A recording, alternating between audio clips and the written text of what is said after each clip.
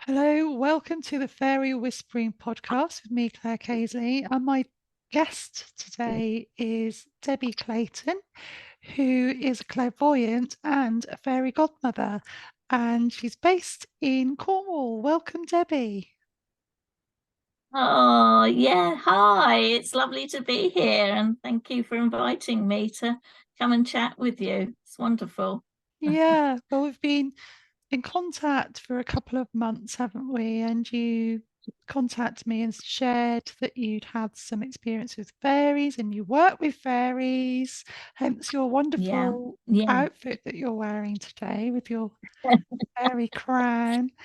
Um, so I was just wondering where you'd like to start with sharing about your connection with fairies. Do you want to start with Surrey or? Yeah. Hmm. Yes. Yeah. Really.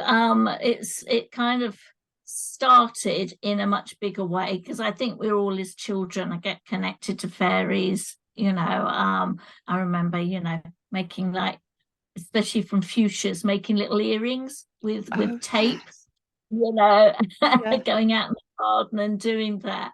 But it really kind of started with my youngest daughter when she was about 2, and when she's starting to walk, and we used to go for walks, and she was always like weaving.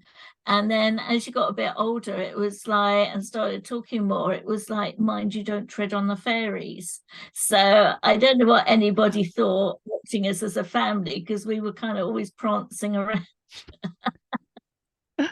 Mind that one, mind that one. So so this is how we kind of all got into fairies in that way, but also as well through that time as well, I was really developing as a clairvoyant.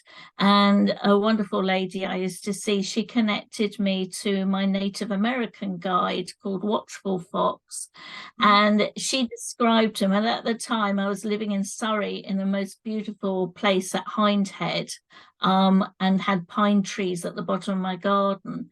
And she gave me the vision of him sitting among these pine trees, playing his flute with fairies all around him. Oh, And wow. it Yeah. really connected me to nature. And that was a big, big place of psychic kind of like energy, because I lived 5 doors up from where Sir Arthur Conan Doyle used to live. Hmm. Um, Yeah. wrote those amazing stories and everything, and also very much the beginning of kind of the spiritualist society at that time. So Mm. the energy was very strong there. And because of that, with my daughter, we went on some amazing exhibitions to adventures to go to people's gardens and Oh, connect with fairies. oh, And this wow. is That when she sounds was like, lovely. Yeah. and we used to go with groups of people, but she used to do her art. She used to like have a little notebook and draw pictures, and together we used to kind of can see like the little sparkles and things like this. But she used to say, "Oh, Mum, there's a fairy, and the fairy used to be, this high," and Mm. she used to describe it and write it down. I'm sure she's got a note somewhere. Oh, that'd be So wonderful too. we Yeah. were just really kind of very, very blessed, because I Mm. suppose at that time people were more open to things like that. I was the wrong people that were open to it. But the next part was that through my journey of developing, I eventually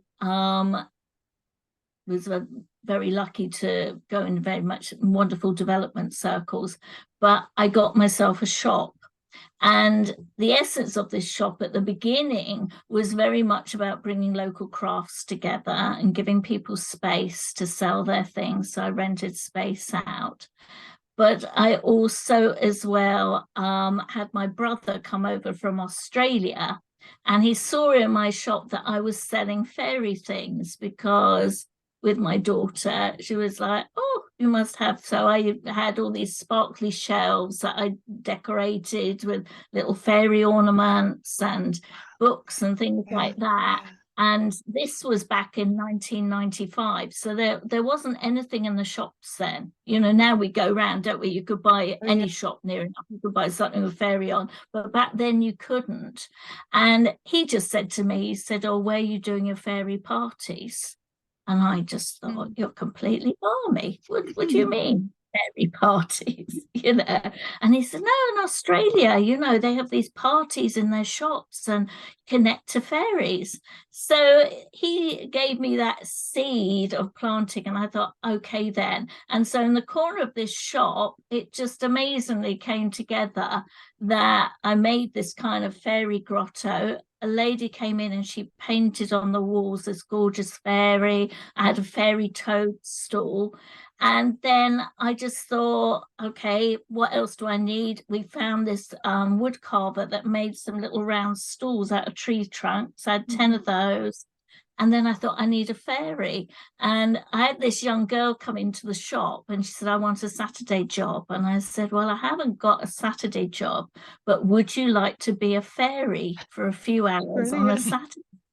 And she said, okay. And she was my first fairy.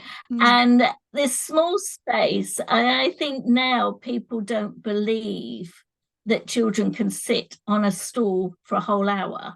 They think it's an impossibility. So I started in that small area in that shop in Farnham and Surrey. But then later on, I got another shop, which was near Hazelmere, where I lived more. And I had a whole room. So the children used to come in, they had to ring a bell first, come in, sit down, okay, on these little wooden stools, and there you are, was the fairy, and she'd been made big for the day because the fairy, you know, queen has said she could become larger so they could see her. And we used to have read out a story. Okay, so beforehand, I got all the details from the parents and put the details in, and the story was read out. And the kids used to have their food in their little box, and they used to sit there for a whole hour, only if somebody said they wanted to go to the loo. And then there was absolutely nothing, because if one wanted to go, the other 9 wanted to go, and tutus and wings everywhere. You know, it was a bit like frantic. But in this space, and this is what I found, that I used to say to these kids, now, do you want some water from the fairy waterfall, or would you like some orange juice? And then I would say 9.5 times out of 10, they would say the fairy waterfall. Come on, we'll have that. And I used to bring this water in, okay, after I scampered out the back course to the fairy waterfall. And always the kids used to giggle. They used to get the giggles if they had this without fail. All right. They had juice, they didn't. But if they had this water from the fairy waterfall, they did. But the energy in that room over time built and built, that I used to have parents and family come in and sit on the sofas in that room and fall asleep in their kids' party.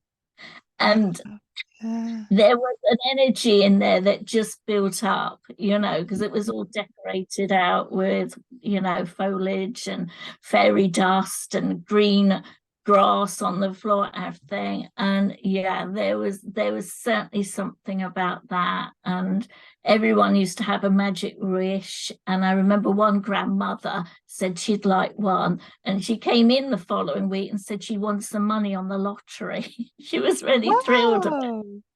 That's amazing. So yeah, that's a real sort of co-creative energy that you'd created there. Yeah. It was. And it was, you know, I don't know, I've you know, there was something that in the end it just built. And I was lucky enough to have a little garden out the bit back, and again with fairies and plants and things. And it's just the whole energy built in that place. It was really, really, really lovely. But going on from the fairy stories, I used to have a radio station about 3 doors up, and I thought, oh, I'll go and advertise on the radio station. So I went up there, and the girls said, oh, you do fairy stories? I said, yeah, come in next week and read a story out each night to the children.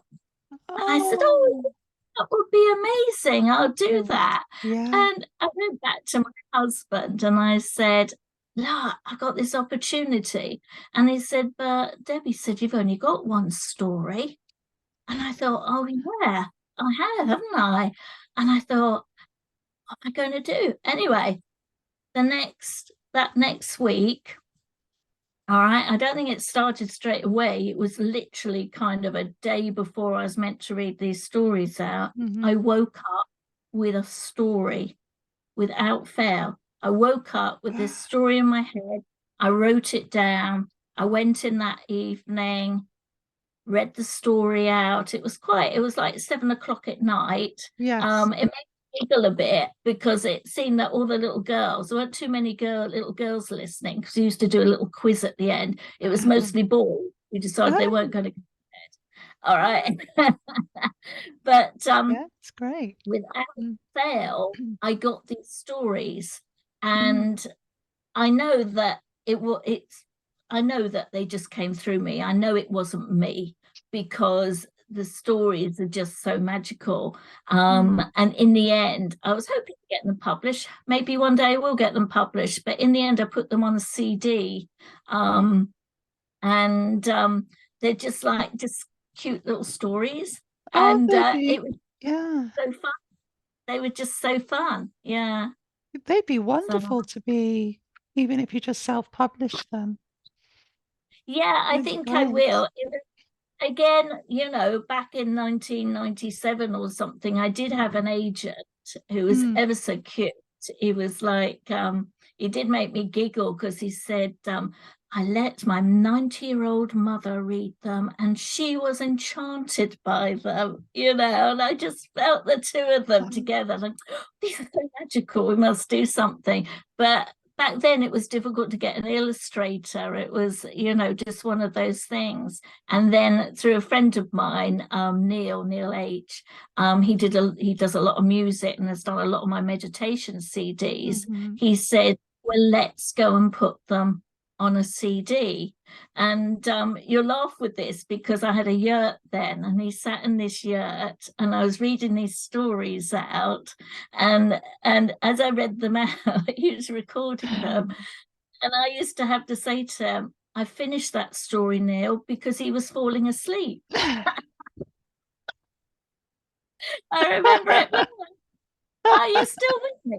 Deb, it's your voice. It's just like allows me to relax. So there's okay, you ready for the next one? Okay, yeah. And I'll be back again. So yeah, so that was just like really funny. And on that land where I had my yurt, I also had a tree house as well that I had built.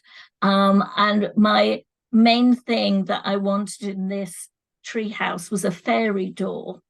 And so I had these grown men coming to design this tree house for me. And they said, okay, what do you want? And I said, well, a minute, before we talk about windows and doors and everything, I want to talk about the fairy door. And I think they just thought, you've lost it.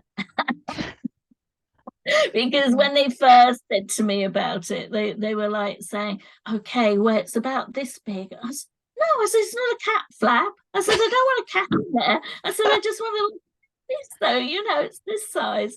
And I used to, again, a wonderful space I had, and sadly I had to move from that wonderful space. But anyway, when I had it, I used to do afternoon teas in there and workshops. But I used to have sometimes people stay over, and because I had a wood burner in and everything, it was just amazing, and nobody wanted to leave. I had a problem with people extracting people from this space.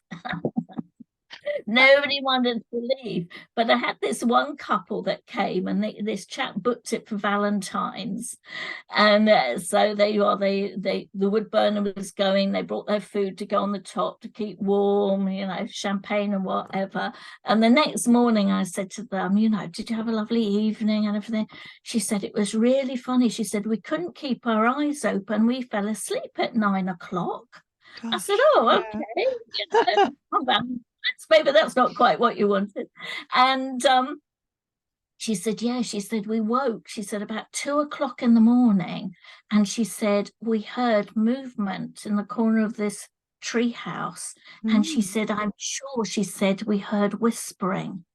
And she said, it's making me go goosebumpy Yeah, saying me about too. Me too. I'm getting goosebumps when you're saying that. Yeah. Oh, yeah, all over. it.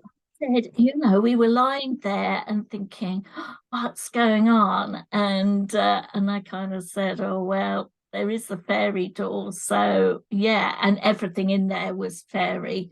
You know, it was a wonderful, wonderful space. And so yeah, they were like saying, wow, this is just amazing. And it was a lovely wood, very old wood.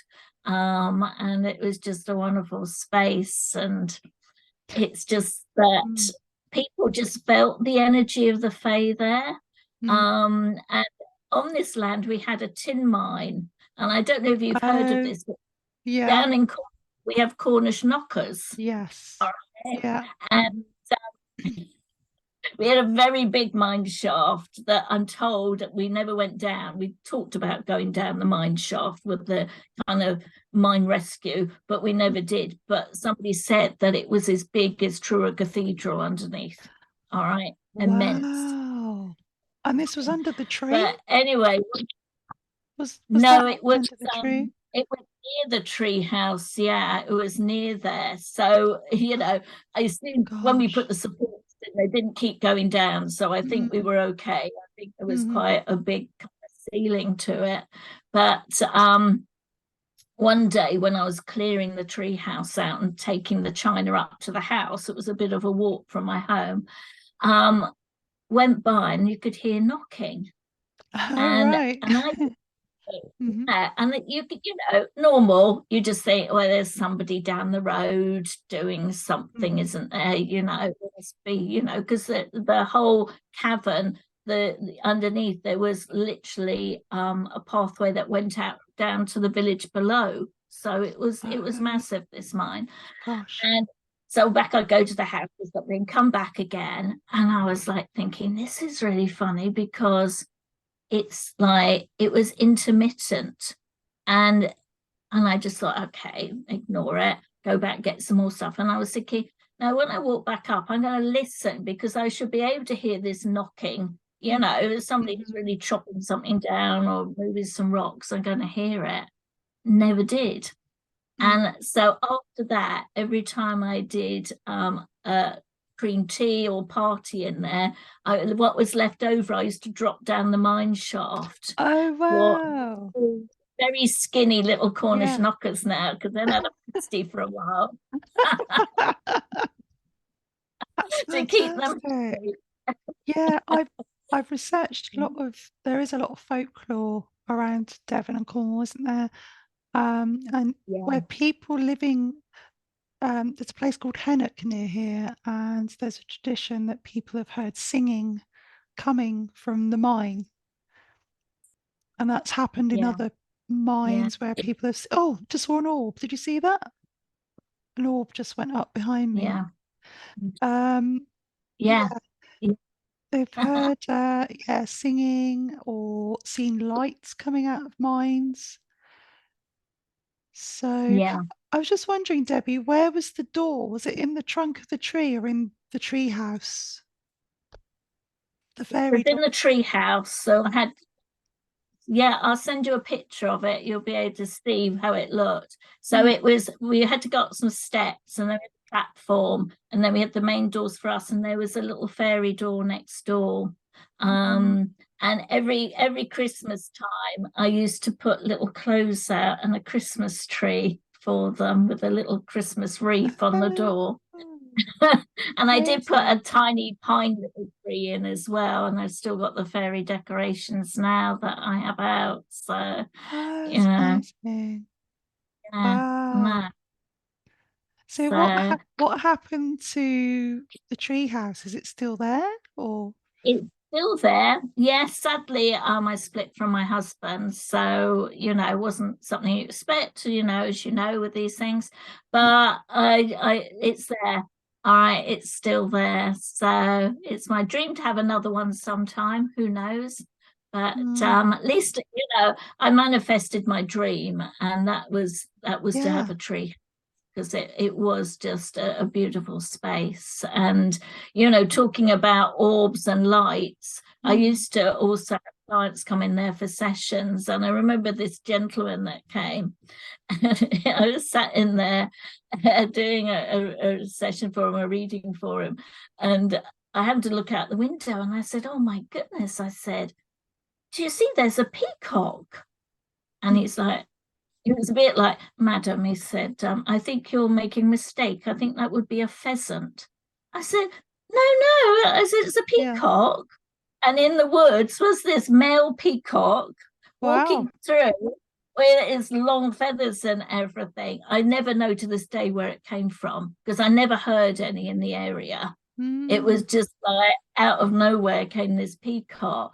But also, as well, then we saw all these little sparkles in the branches.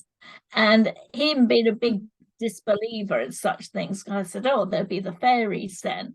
And he said, "Well, just a minute," he says. So he goes down the steps and out he goes, and he goes up to this tree, and he says, "Well, where are they then?" And I said, "Oh," I said, "you're right by them, but they've moved over there now." Oh. And he was trying to see where these, because he wanted to say, or they were like raindrops, or they were, and it came back up. He said, "Well, I can't explain that at all." He said. So yeah, there's quite just I think it's having an open mind, isn't it? And like we can't always get proof over these things. I have this No. feeling everywhere, isn't it? If you're Yes. open to seeing it. So Yeah. And it's funny you should say peacock, because that's come up for me recently.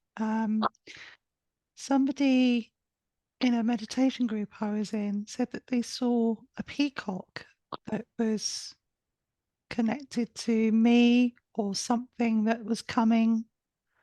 And I was thinking, I wonder what this. I know I've heard people talking about peacocks and fairies. I don't know what the symbolism is with fairies, but yeah, peacocks. yeah, That's strange that's, yeah, you've had that experience.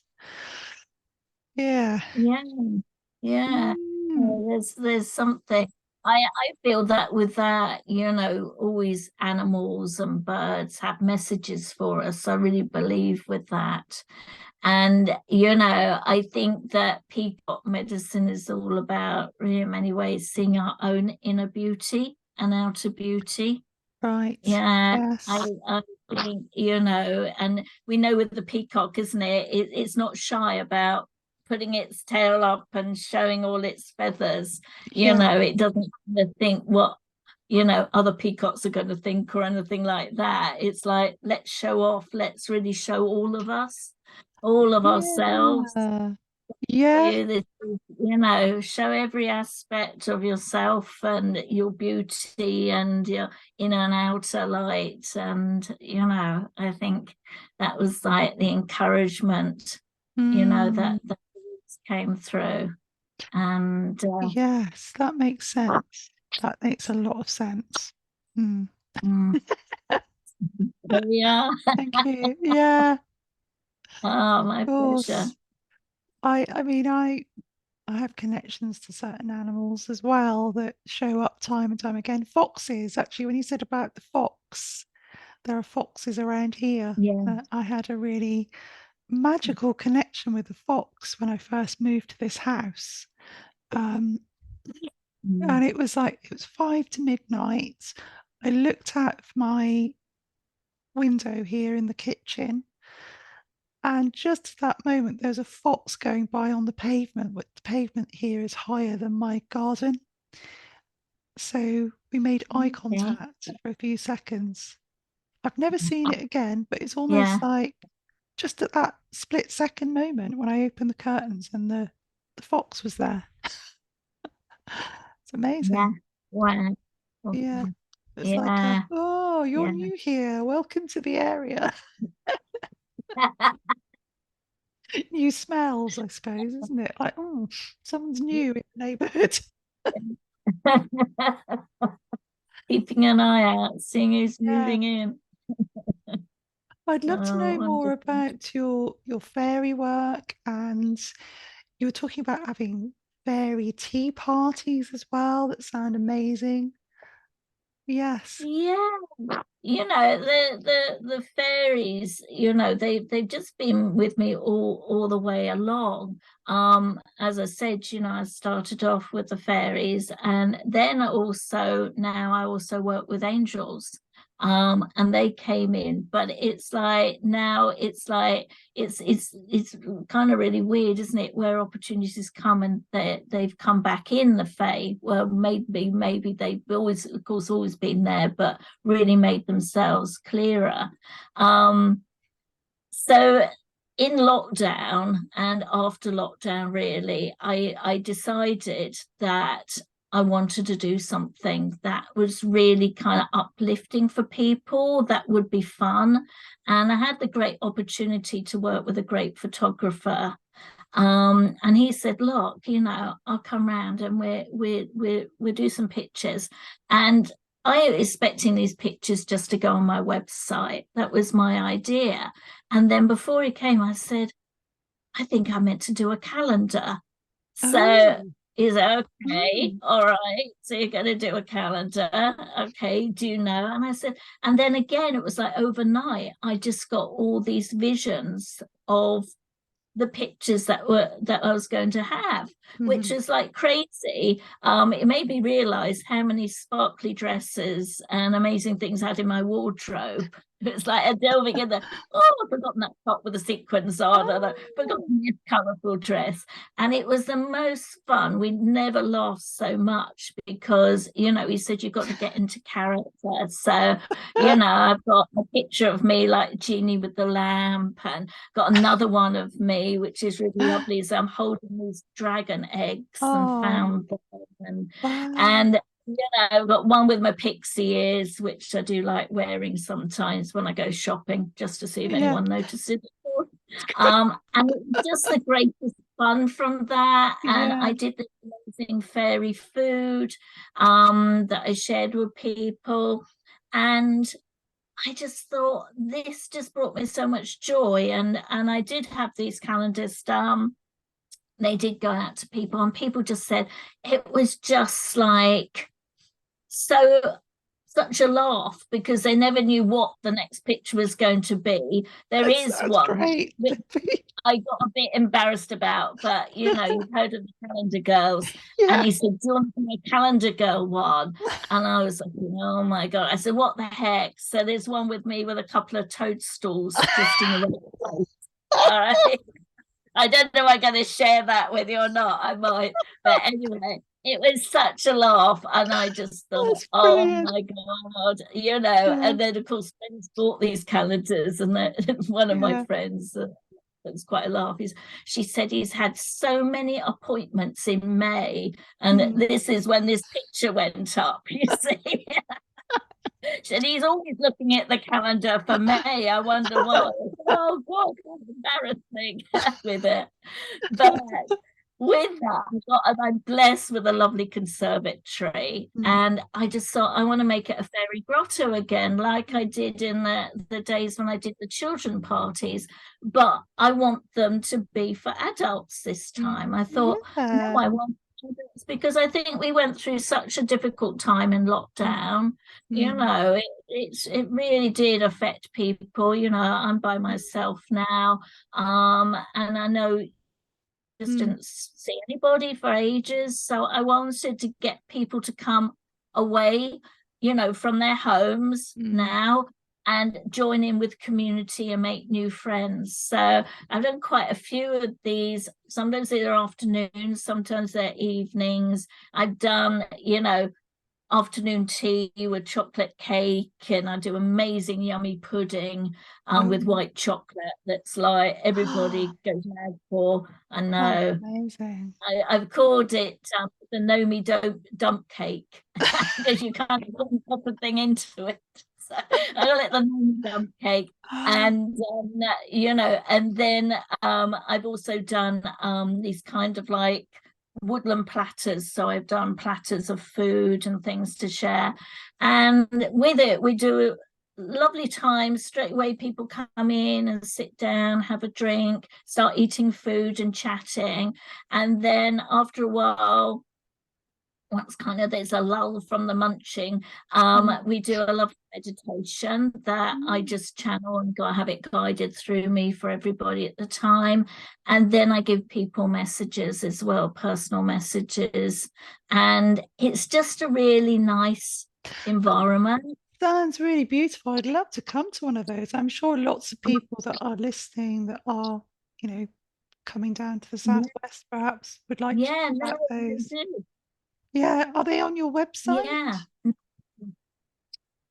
They're not really, No. because they're usually more on my Facebook. Maybe I should put them on my website more, but usually on my Facebook pages and my Instagram. And I just put out the dates. I only have maximum is 12 people because I think then that's enough for everybody. You know, I'm sure if I put it out there, I could have 40 people or whatever, because usually I have a bit of a waiting list.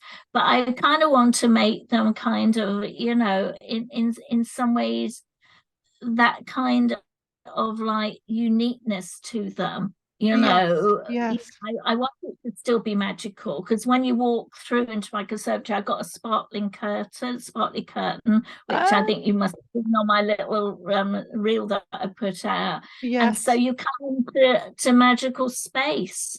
And you know, so I find that when people come in, and I have lots of people that come that have never, you know, friends of friends that have never met me before, don't know about my work, and you know, we have this lovely food and we have this lovely meditation, you know, which is all about helping to align the energy field and be open to abundance. And then I give them personal messages. Wow. And they kind of got their mouths open, because it's like, how does she know that? And I said, well, I don't know. This is what I am just passing on what's been guided for you. And the whole ethos of what I do is about raising people's vibration, and also about empowering people.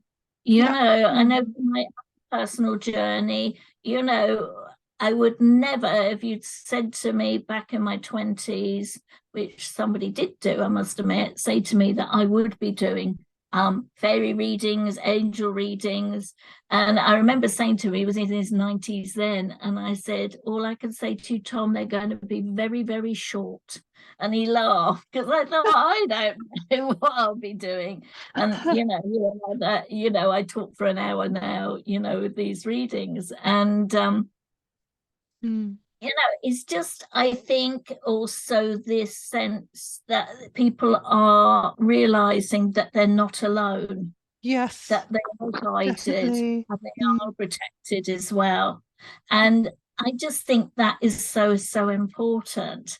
Another thing that I love doing is connecting people to their spiritual guides. And you know, this is like, I find it, you know, I've done workshops on this, and like, you know, 20 people in the room and come around giving their individual guides. And I remember one girl at one workshop, it's just coming to my head now. I said, you've got a gnome with you. And she said, really? Yeah. And she said, okay, you know, after somebody beforehand, you know, had some lovely kind of like, I don't know, ascended master or something. And she's like, you've got a gnome with you. And I said, do you keep tripping up? And she said, I do. She said, it's like, she said, I'm tripping over something. And I said, oh, he's apologizing. He gets under your feet. And she was like, oh my goodness. Like crazy things like this. And she got his name. And so, you know, I think, you know, for me on my spiritual path, when I was connecting to my guides, like I mentioned, Watchful Fox, he was, you know, great Indian chief. His real name is Keok, but his name is Watchful Fox. As soon as I connected to my guides, that really advanced my clairvoyance and everything, because it helped with my confidence to know that my guides were supporting me. Yes. And it really, really helped me to trust and to really accept what I was getting through. So it's I just get excited with that when that happens for it is people. exciting, and it's so important, isn't it, that development of whatever psychic connection we have, and to connect with those other realms, because it does. I mean, that's what I find with my fairy belief, and I've worked with angels as well in the past, but it's more fairies now. That I never feel alone. I always feel supported in some way. Yeah. If I'm going through a difficult time, a friend, I've said this before, a friend might give me a gift that's a fairy book or a little fairy figurine or something. I think, oh, okay, yeah, I need to stay on this path. I am being guided. I'm really feeling, talking to you, Debbie, I've got somebody over my shoulder here. Really strange. Just feels like somebody's right by my shoulder. Do you know what's going on? Have you ever worked with unicorns? Have you ever worked with unicorns? Not in depth. I've done a painting of a fairy and a unicorn. Because I'm getting the feeling this is unicorn energy that's there. Right. I'm really getting that strongly for you. So, yeah. I think maybe for you just to be aware, of that energy coming in, because of course there's from the realm of Fae as well. And again, going back to when I used my yurt for workshops, I did a meditation there, and we were working with unicorns, and it was before the shops had loads of unicorn things in. It was back then, difficult again to get anything, only if you kind of went to Glastonbury or somewhere like that, or I was lucky enough to work a lot in America and could get wonderful things. And when we did this meditation and all these unicorns came in, they said to us that they would make themselves known more upon the planet.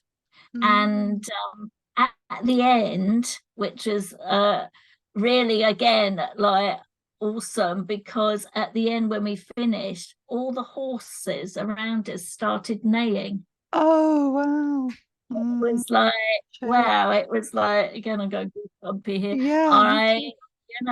And then after that, I realized, it's funny, the other day, the other month with my grandson, we were out and about, and I said to him, I wonder how many things we can find in these shops that's got a unicorn on.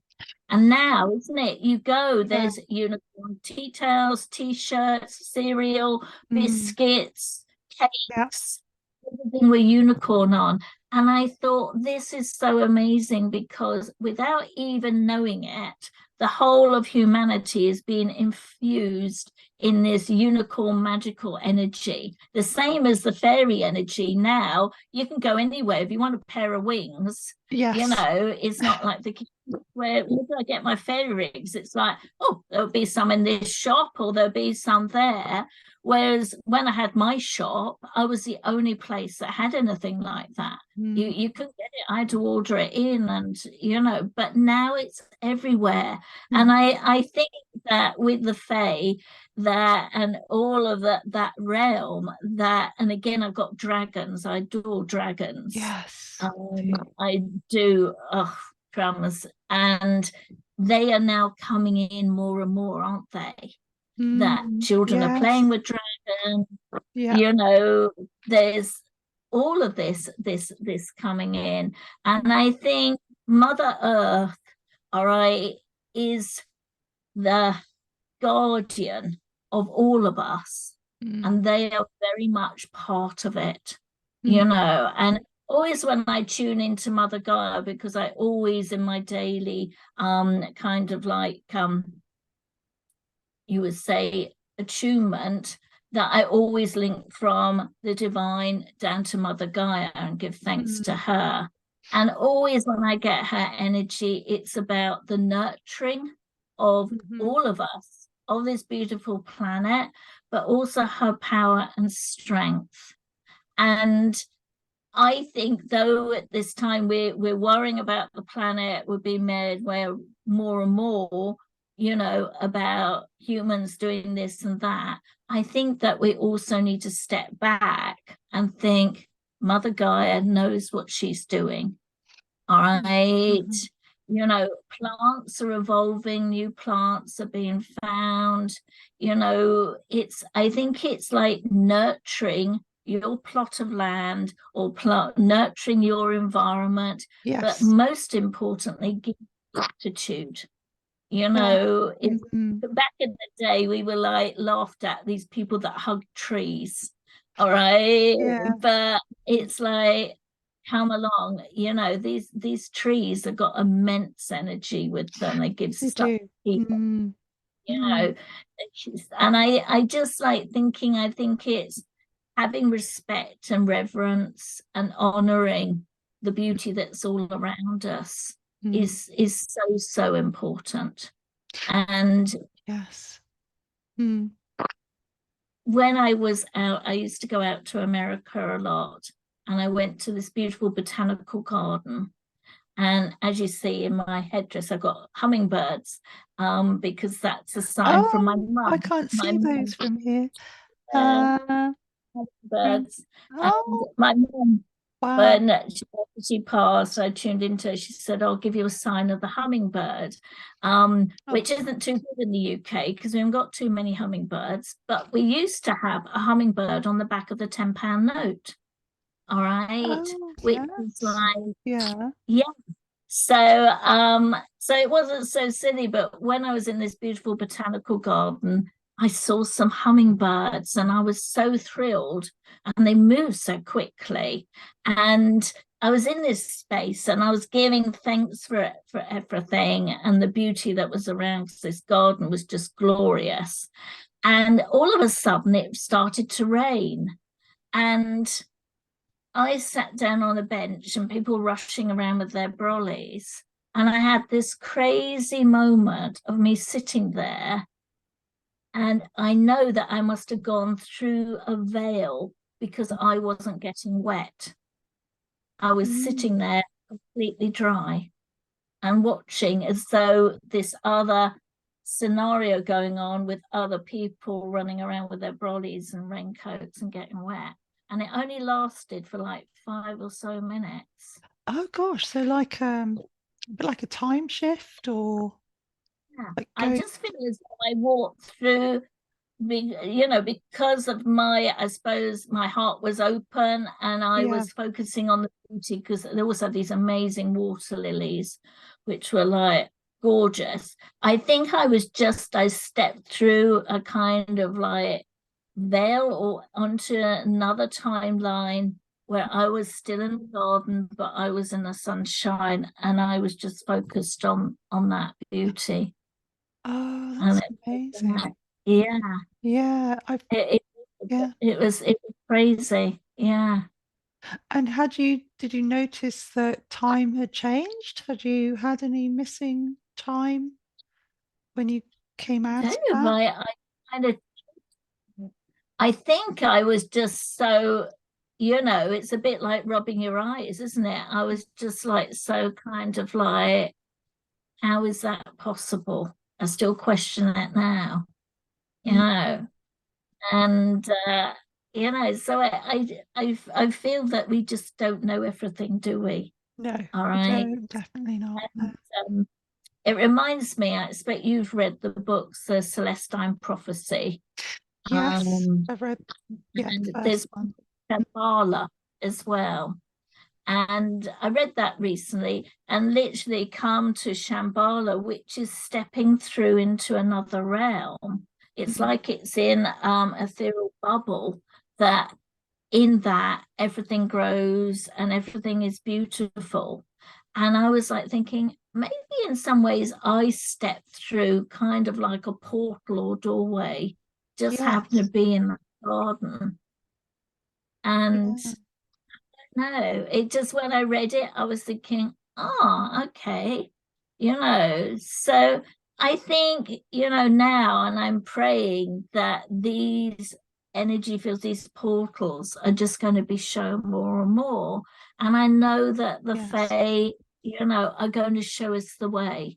So it's like, we have the very earthy, don't we, the gnomes and little goblins. Maybe we don't want to party too much with them, but they're very kind of earthy and keeping us grounded. And then of course we have the fae and the sylphs of the water and the air. And I just like think, no, there is now this real collective, all right, connection. And as more and more of us believe, all right, and keep that focus and that love for these amazing beings, all right, that are so beautiful and so gifted, that keep nature in balance, that I think more and more is going to be shown to us. Because as I said, over the years, fairies weren't talked about kind of too much 30 odd years ago, all right, and unicorns. I know back, because when I had my shop, I got some beautiful pictures around here from Margaret Tarrant, because being in Surrey, I lived right near to where she lived, and did the painting with Mary Cecily Barker of the Flower Fairies. So I was really, really in that. So that was around after kind of like the First World War, coming up, so World War, that time, that people again, and that takes me back to Arthur Conan Doyle, because of the Cornwall fairies and his belief in that. So it's this, I think we're coming through a time where people are more open and people are more aware of the significance, all right, that these amazing beings aren't just kind of a bit like in our imagination and just for little children. They're very much for the whole of humanity. All right, I feel that really strongly. I feel that really strongly. Yeah, me too. That's I know that's what I'm receiving in other people as well. That the reason that some of them are showing themselves to some of us is for that reason. It's that awareness that we're all part of this big, that this earth isn't just ours. That it's and it's more than just rock and earth and trees and water. It's an energetic system that has lots of different energetic layers to it that these beings live in alongside us. That's how I see it. Yeah. So anything we're doing impacts on them. But I think, a few years ago I went to Ireland, which was amazing. And, there they just have such a great reverence and belief, don't they, of the Fae? That is, stuck with them. Way back, I've got Irish kind of like connections that go way back. And I think it's, again, this sense of like honoring and respecting all beings. And the trees and things, they have like the hawthorn tree, which of course is a fairy tree. It's like they won't cut those down. All right, they are aware of that energy. And amazingly now I live with what really close, it was at the bottom of my garden, an Iron Age settlement. And I tell you, there is such magic here. All right. And I've got some massive trees in my garden. And it's like I'm kind of pulled to places. It's been a real magnet. I was here in 2012. I then moved away for a short while. I felt as though I needed to move away. And with that journey, I felt as I needed to move away to give this space some time to do some clearing, because it got quite heavy, the energy. I then moved somewhere else, and I find that I do this, that I go to places that I need to help clear the energy. And I was offered, and I took this brand new flat, but I had quite bad experiences there. I got quite anxious, and I couldn't sleep. And then the builder told me that it was built on an abattoir. Oh. All right. I know. And I realized then what my anxiety was. So I used to go out in the evening and do some clearing. And I was there for just over a year, and I cleared the energy there. And that's where I went there. And then I came back here. So I came back here, and it was just a sequence of like, this space hadn't been ready, and literally it was made ready just before I wanted to come back. So it's, you know, the land supports us, it looks after us.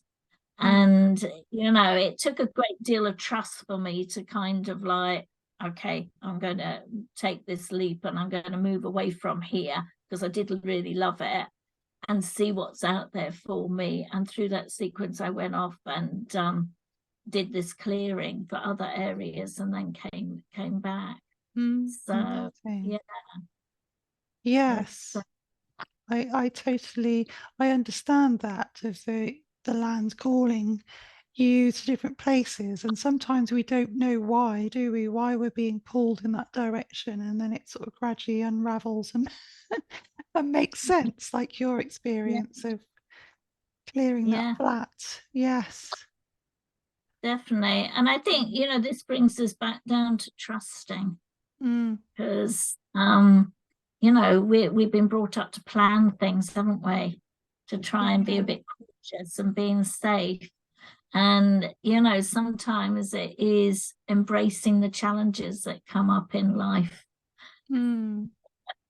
Yeah, and I loved your example of the spontaneity of wearing your pointy fairy ears out in public, because I've done things like that. So when my children, I wouldn't do it with my children now, but when they were a bit younger, they used to like dressing up, and my son had all these like fake beards and moustaches and things. So sometimes I'd put on a big bushy beard and be driving in my car. My children at the back would be so embarrassed, but I'd be driving along, just see if anyone looked. Love that. I love that. Be sat at the traffic lights trying to stay really serious while people are like looking. I've done the same. I just, with my pixie ears, you'll laugh. My grandson was little then. He was about 7. He said he wouldn't do it with me now. He's 14. And we went into Tesco's at Christmas, and there's me wearing my pixie ears. And I went up to this young chap filling the shelves, and I said, have you got any snowballs? You know, you could get the drink that was called snowballs, showing my age. Yes. Yeah, I know. And he said, no. He said, no, we haven't got any of those. And I said, well, have you got any candy canes? And he said, no, let me have a look. He said, no. He said, I said, well, Santa's going to be really pissed off with you, because we've run out. And we both want that. And I think he just laughed. Yes, Christmas elf or not? I don't know. But we just had such a laugh. You know, back then we didn't mind it. If I did it now, as you say, you'd be mortified. You'd be, you know, run away and left me. But it was just so funny.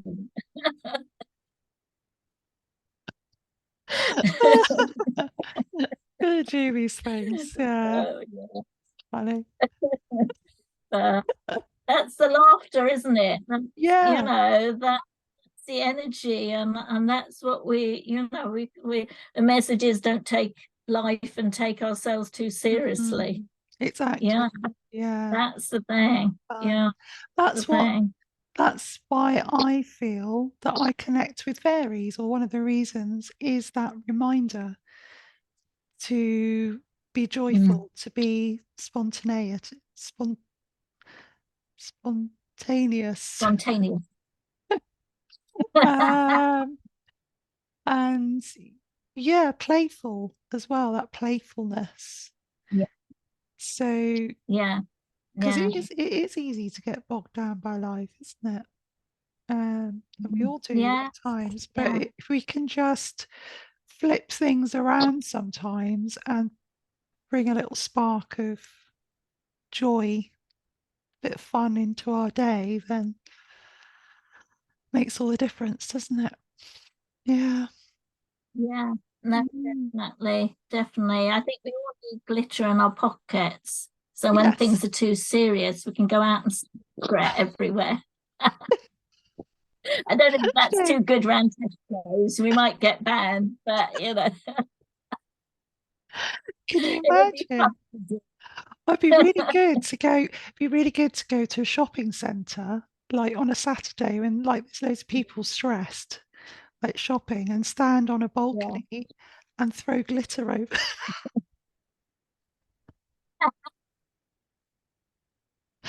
There's time for this. There is time for this. Definitely. Definitely. Come along.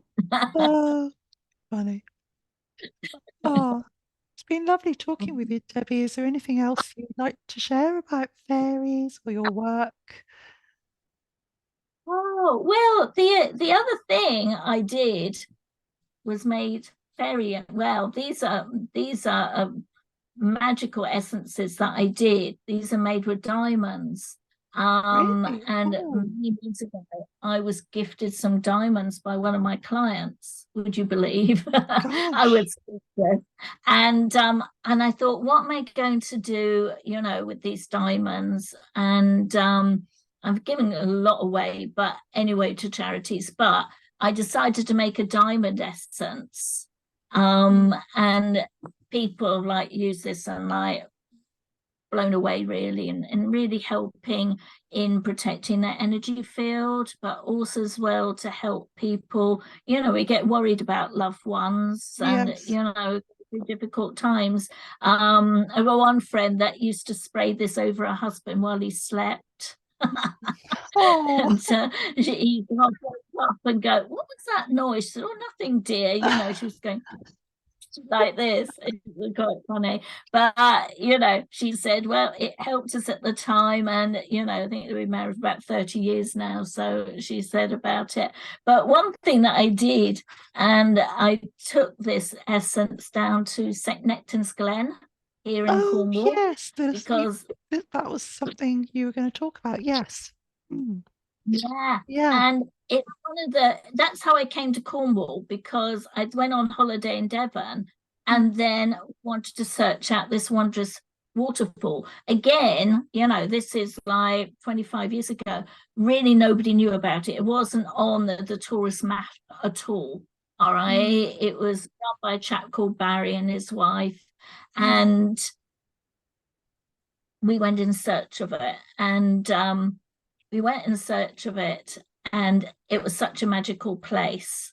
And in there's like this little hermit's cave. And Mm. at that time, we were wanting to come and live in Cornwall, and we kind of put the request in there.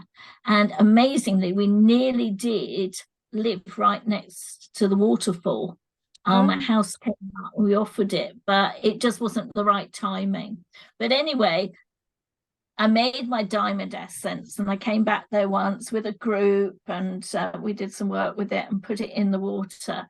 And then I was doing a fair about 6 months later, and one of my clients came rushing up to me and said, Deb, I've been to St. Nectan's Glen. You won't guess what I've seen. And I said, oh, I expect you saw some orbs. There's always orbs there and everything. She said, no, she said, look, she said, it was diamonds. And I've got a picture here, literally, of Oh. seeing these Uh, diamond shapes. I don't know if you can see it. I'm putting it in the wrong place.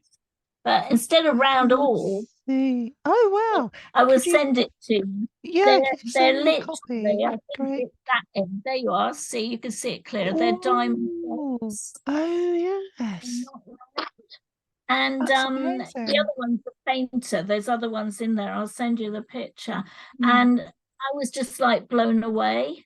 And mm. I was like thinking, okay, there is something more to this. And Barry was a lovely chap, and he joked and he said, "You're the woman who's been putting diamonds in my waterfall," he said.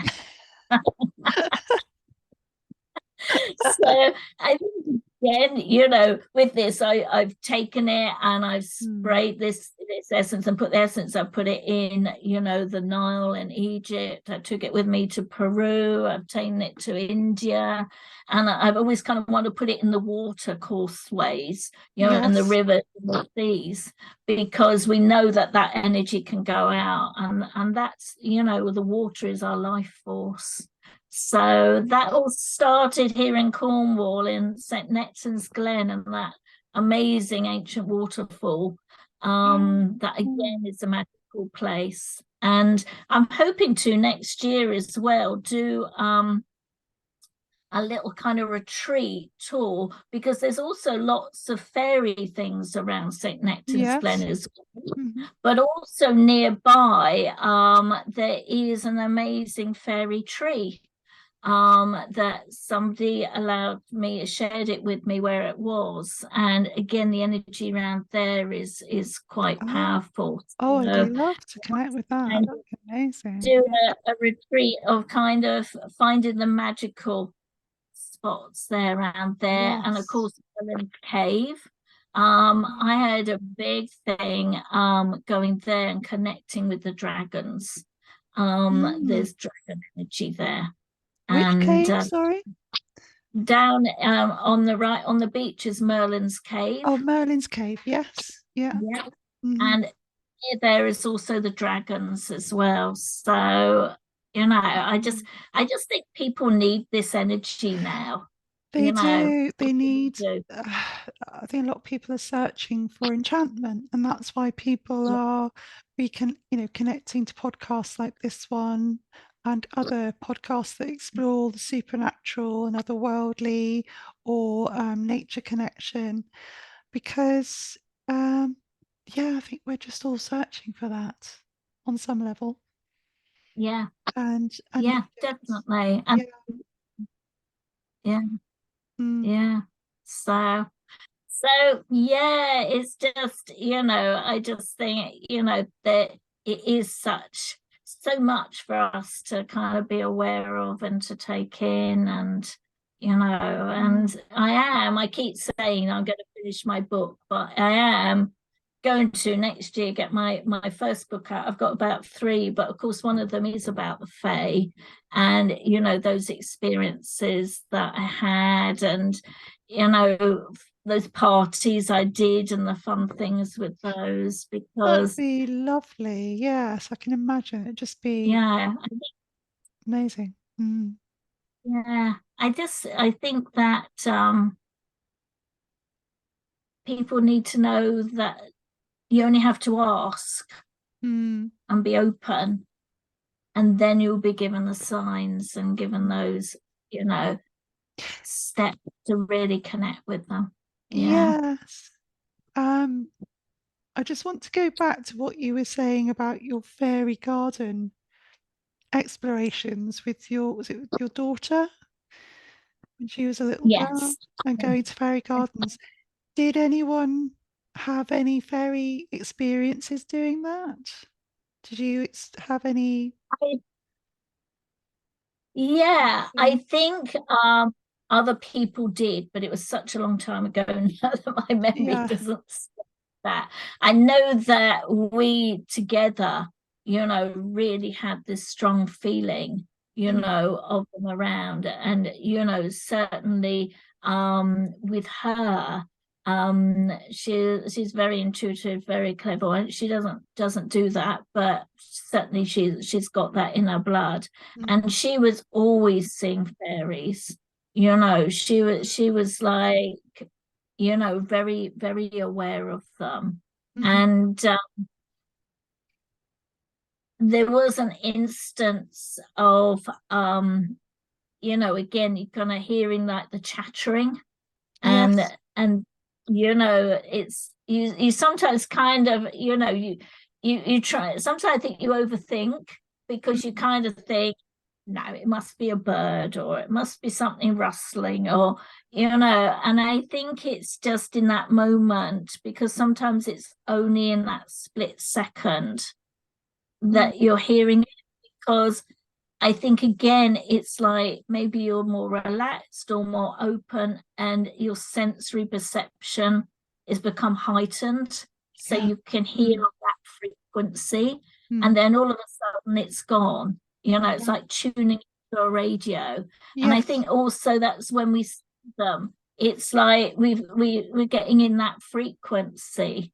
Mm. And it would be great if I could write a book and say, well, just a minute, I'll tell you the programming or getting on the frequency, and you need to do this. It would be great. And Yeah. there are tools that I could give people, but it's I think it's like the essence that I always get is that you have to be open, all Mm. right, and you have to trust. Yes. Yeah. It's going to that heart place. We can't go in our heads and No. overthink. Mm. And that's what we try and do. We try and find the logical aspect of, oh, well, maybe it was this, or you can't. You just got to come from your heart. Yeah. All Yeah. right. And Definitely. when people go on their walk, and when they're out, set that intention. All right, that you're going to have reverence for the land, but you're opening your heart to see and hear of their faith folk, of what they want to share with you, because Mm. I think that you will see wondrous things. In my garden here, I've got a gorgeous green woodpecker that comes in Oh. and goes on my lawn. It's just amazing. I wish I could take a picture of it, but because the grass is green and he's green, it's like it just looks everything green. It's like little red green. But the Fae, when I did my stories, I've got one gorgeous one of elf that rides on the back of a nightingale. Oh. That I first read out at the Arthur Findlay College. So that was many moons ago, to Doris Collins back then, when she was a great medium. And I think, with every bird, with the animal, there's the Fae. All Yes. right. Yeah. Snuggled in their wings, or they're among the fur on a rabbit. And, they're not alone. I've got a cat, and Yes. Oh. I know she sees. All Yeah. right. Yeah. Because sometimes I'm like, what on earth are you looking at? Or, she goes off and does her scatty thing. And I kind of think, what are you up to? All Mm. right.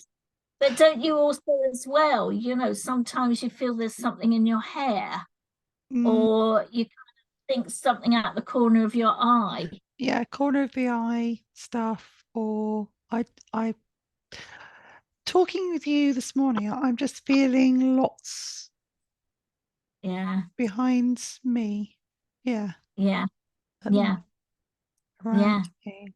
So, So well, they've yeah. been around you, see. This is, that information for you. I suppose, Yeah. they're all Mm. inquisitive, aren't they? They're always wanting to listen in, Oh, they you know. do. Yeah, they do listen. I think they are curious. I find when I go talking about building up energy in places, going back to Mm, some of my favorite places that I've spent time in and got a lot of healing from, those are the places when I go back to, I see them in the trees. mm, They just appear, don't they? They just appear from nature. And yeah, I went to a wonderful house that I did some volunteering at about 10 years ago, and it was very healing for me.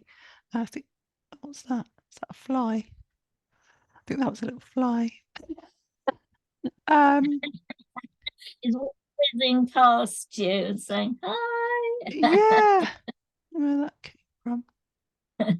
So yeah. Oh, something else just went past me. I think there's lots of activity now. I've lost my thread now. Yeah. Being distracted by the fairies, like, hi.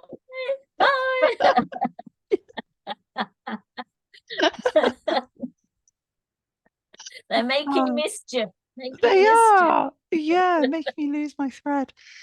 Oh, thank you for coming on today, Debbie, and being an amazing guest. Where can people find you and connect with your wonderful work? You can find me.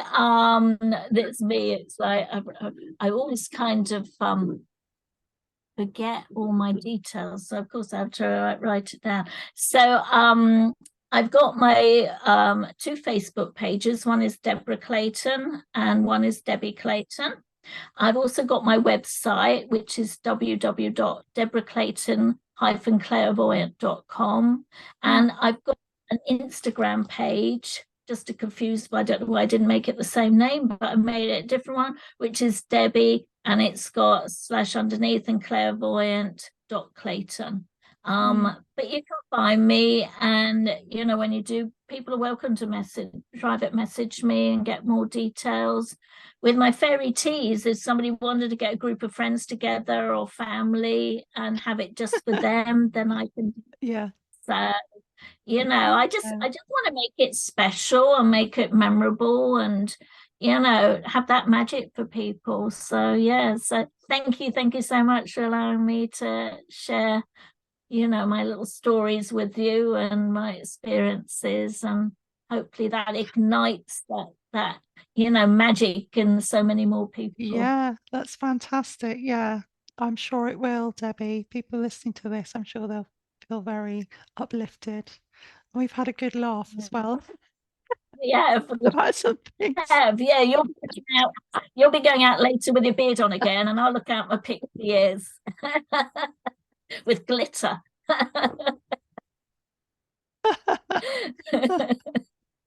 Oh, thank you, Debbie. I'll say goodbye now to you, and I'll stop recording and say goodbye before you go. Okay. So.